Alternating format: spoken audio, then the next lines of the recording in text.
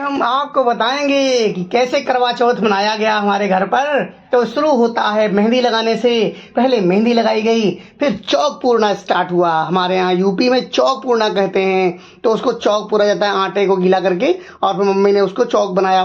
फिर सबके करवे आ गए, लोटे आ गए, और फिर जो है भगवान की पूजा हुई। भगवान की पूजा करने से पहले जो चौक बनाई जाती है वो छत पर भी बनाई जाती है। तो छत पर भी बनाई गई, उसको ढक दिया गया थाली से। वो तब तक नहीं खोला जाता जब तक चांद नहीं निकला था। तो चांद निकलने का इंतजार होने लगा।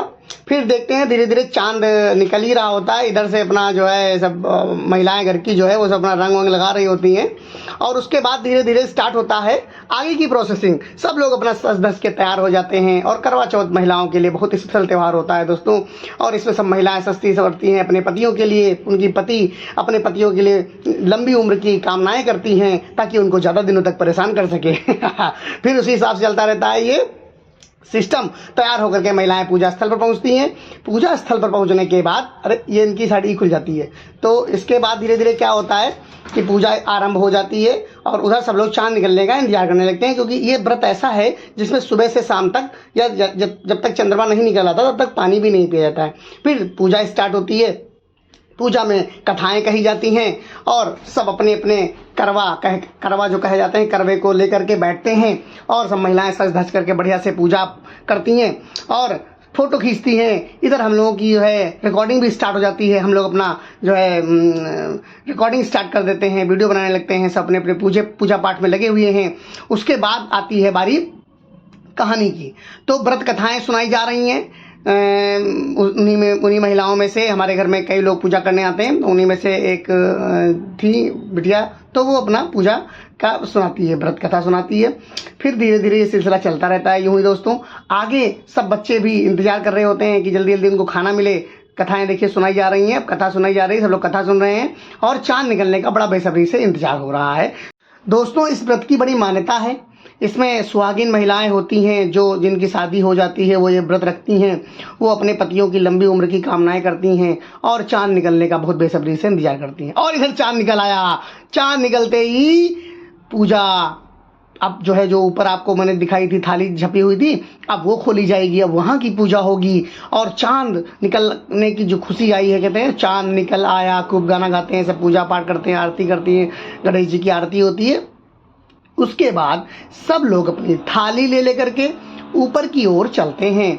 ऊपर जो होता है वो सब वहाँ पर पति लोग जो है वो सब इंतजार कर रहे होते हैं अपनी आरती उतरवाने को। उनकी भी आरती उतारी जाती है बारी बारी से। तो फिर धीरे धीरे ये आरती यहाँ की समापन हो जाती है। और उसके बाद हम लोग ऊपर चले जाते हैं। सब लोग ये देखिए ऊपर की पूजा शुरू हो गई, थाली हटा दी गई, बच्चे सब खेल रहे हैं और सब पूजा पाठ में जुटे हुए हैं। ये पूजा पाठ चलती है थोड़ी देर और।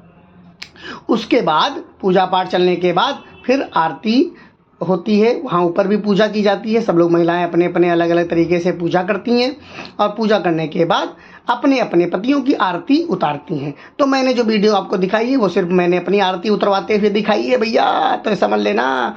तो वीडियो को लाइक सब्सक्राइब शेयर ज़रूर करना, आपको बहुत आनंद आएगा।